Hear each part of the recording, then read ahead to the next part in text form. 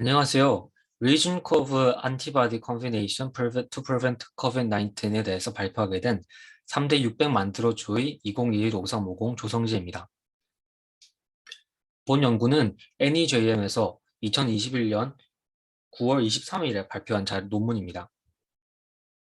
이 논문은 3상 임상 단계에서 진행된 연구이며 Two-part randomized double-blind placebo-controlled trial로 연구가 디자인되었습니다.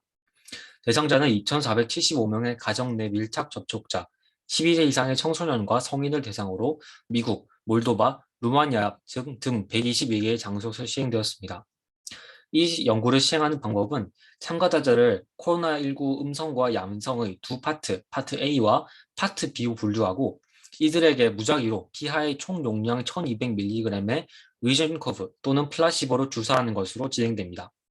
이들에게 주사한 이후 지속적으로 매주마다 코로나19 증상이 존재했는지에 대해서 모니터링함으로써 양성 판정자들은 증상이 일어났을 경우 그 증상의 심각도에 관련돼서 계속 모니터링함으로써 진행되었습니다.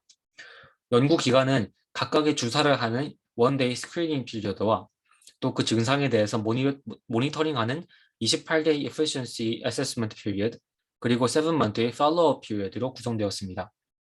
본 연구의 연구 목표는 미감염 가정 내 밀착 접촉자와 최근 감염된 무증상자들을 치료하는 데 PR 리전 커브 주사의 효과와 안정성을 평가하는 데 있었습니다.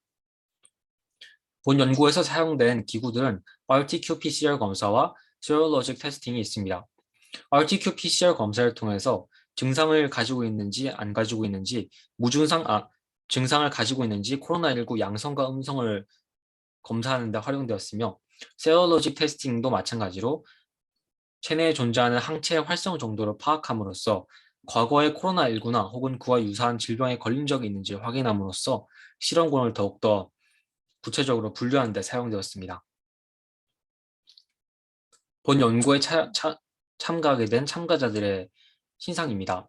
이들의 나이는 리전 커브를 주사받은 사람들은 43.2세 평균, 12세부터 87세까지, 플라시보를 접종받은 사람들의 평균은 42.7세이며 12세부터 92세까지 토털 42.9세로 중년의 나이를 가지고 있는 사람들이 주로 실험에 참가하였습니다. 또 실험에 참가한 사람들의 대부분은 즉 85.6%는 백인이었으며 대한민국 국민에 해당하는 아시아인들은 전체의 2.8%, 42명이었습니다.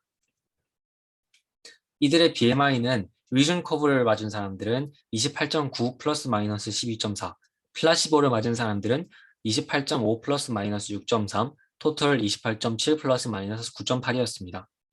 또한 2021년 6월 3일 식약처에서 허가한 Emergency Use Authorization에서 등록한 High Risk Factor에 해당하는 사람들은 리전 커브에는 31.6%, 플라시보에서는 29.4%, 토탈 36.5%였습니다. 이들에게 각각 리전 커브와 플라시보를 주사한 이후 그들이 코로나19에 걸리는지에 대해서 모니터링한 결과 리전 커브를 맞은 사람들의 1.5%, 총 11명의 사람들이 코로나19에 감염되었으며 플라시보, 즉 가짜약을 받은 사람의 7.8%, 즉 59명이 코로나19에 감염되었습니다. 이를 통해 확인할 수 있는 리전 커브의 코로나19 감염 억제율은 전체 81.4%에 달합니다.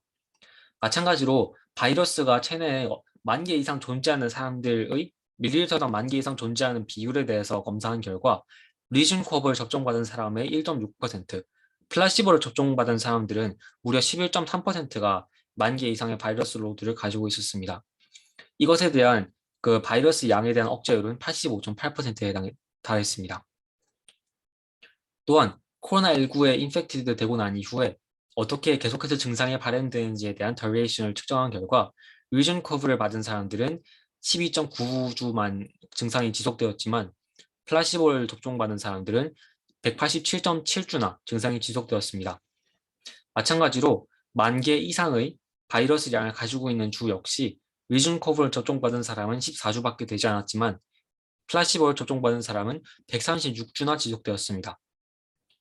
또한 전체적으로 증상 감염과 무증상 감염을 모두 포함했을 때 코로나19에 감염된 주를 확인해 본 결과 리전 커브를 접종받은 사람은 41주밖에 코로나19가 지속되지 않았지만 플라시보를 접종받은 사람들은 231주나 지속해서 코로나19에 감염되고 있었습니다. 본 내용들을 표로 그래프로 간단하게 보여준 것입니다.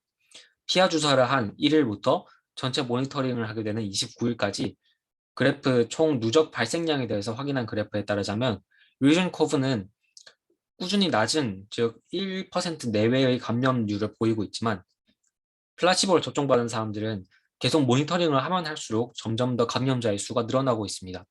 최종적으로는 플라시보에 감염된 사람, 접종받은 사람들은 전체의 7.8%, 59명이 코로나19에 감염되었으며 위전 커브를 접종받은 사람들의 1.5%, 즉 11명은 코로나19에 감염되었습니다.